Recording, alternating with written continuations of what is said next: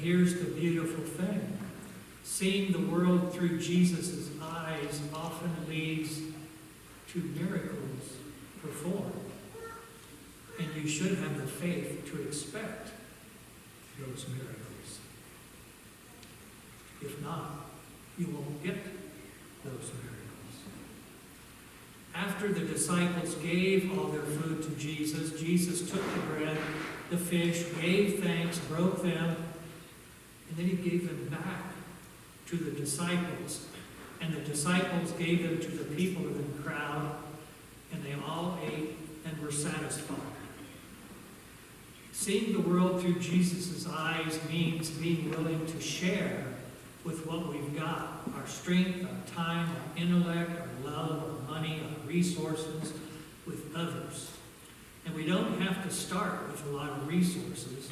We start with a lot of compassion and faith.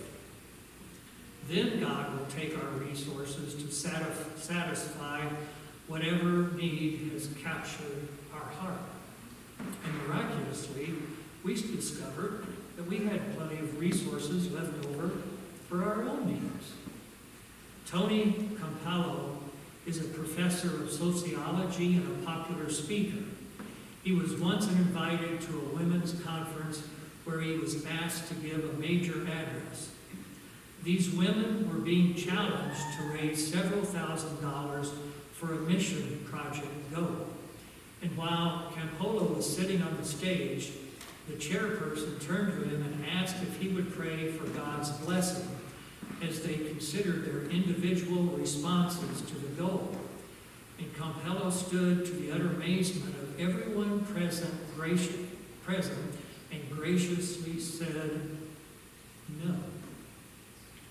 He approached the microphone and said, "You already have all the resources necessary to complete this mission project right here within this room. It would be inappropriate to ask for God's blessing, when in fact God has already blessed you with the abundance and the means to achieve this goal. The necessary gifts are in your hands. As soon as we take the offering and underwrite this mission project, we will thank God for freeing us to be the generous, responsible, and accountable stewards that we have been called to be as Christian disciples." And they did.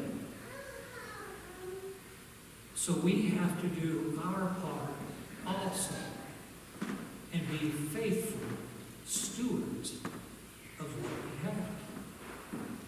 So do you look at the things the way Jesus did? And is compassion your first reaction like Jesus?